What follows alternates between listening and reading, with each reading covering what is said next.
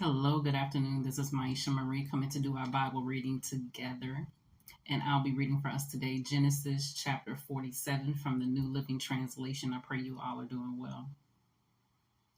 Then Joseph went to see Pharaoh and told him, "My father and my brothers have arrived from the land of Canaan. They have come with all their flocks and herds and possessions, and they are now in the region of Goshen." Joseph took 5 of his brothers with him and presented them to Pharaoh. And Pharaoh asked his brothers, "What is your occupation?" They replied, "We, your servants, are shepherds just like our ancestors. We have come to live here in Egypt for a while, and for there is no pasture for our flocks in Canaan. The famine is very severe there, so please, we request permission to live in the region of Goshen."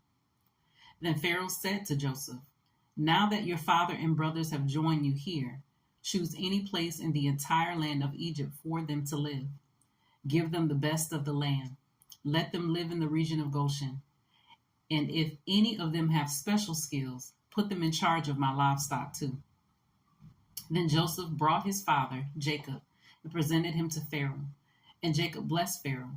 "How old are you?" Pharaoh asked him. Jacob replied, "I have traveled this earth for 130 hard years. But my life has been short compared to the lives of my ancestors." Then Jacob blessed Pharaoh again before leaving his court. So Joseph assigned the best land of Egypt, the region of Ramesses, to his father and his brothers, and he settled them there, just as Pharaoh had commanded. And Joseph provided food for his father and his brothers in amounts appropriate to the number of their dependents, including the smallest children. Meanwhile, the famine became so severe that all the food was used up, and people were starving throughout the land of Egypt and Canaan. By selling grain to the people, Joseph eventually collected all the money in Egypt and Canaan, and he put the money in Pharaoh's treasury. When the people of Egypt and Canaan ran out of money, all the Egyptians came to Joseph. "Our money is gone," they cried, "but please give us food, or we will die before your very eyes." Joseph replied, "Since your money is gone, bring me your livestock. I will give you food in exchange for your livestock." So they brought their livestock to Joseph in exchange for food, in exchange for their horses, flocks of sheep and goats, herds of cattle and donkeys. Joseph provided them with food for another year. But that year ended, and the next year they came again and said, "We cannot hide the truth from you, my lord. Our money is gone, and all our livestock and cattle are yours. We have nothing left to give you but our bodies and our land. Why should we die before your very eyes? Buy us and our land in exchange for food. We offer our land and ourselves as slaves for Pharaoh. Just give us grain so we may live and not die, and so the land does not become empty and desolate." So Joseph bought all the land of Egypt for Pharaoh.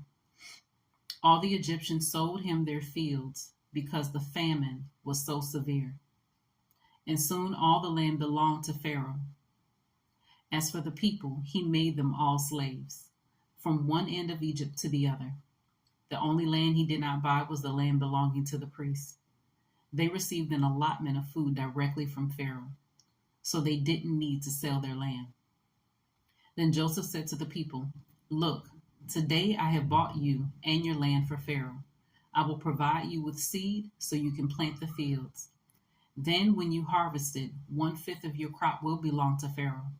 You may keep the remaining 4/5 as seed for your fields and as food for you, your households, and your little ones." "You have saved our lives," they exclaimed. "May it please you, my lord, to let us be Pharaoh's servants." Joseph then issued a decree still in effect in the land of Egypt, that Pharaoh should receive 1/5 of all the crops grown on his land. Only the land belonging to the priests was not given to Pharaoh. Meanwhile, the people of Israel settled in the region of Goshen in Egypt. There they acquired property, and they were fruitful, and their population grew rapidly. Jacob lived for 17 years after his arrival in Egypt, so he lived 147 years in all. As the time of his death drew near, Jacob called for his son Joseph and said to him, "Please do me this favor. Put your hand under my thigh and swear that you will treat me with unfailing love by honoring this last request. Do not bury me in Egypt. When I die, please take my body out of Egypt and bury me with my ancestors." So Joseph promised, "I will do as you ask." "Swear that you will do it," Jacob insisted. So Joseph gave his oath, and Jacob bowed humbly at the head of his bed. That was Genesis chapter 47 from the New Living Translation. I pray that the word is a blessing to you. I pray that it pricks your heart to seek the Lord further, and so that you know him and know his character. You be blessed, and we'll see you on Monday. God bless.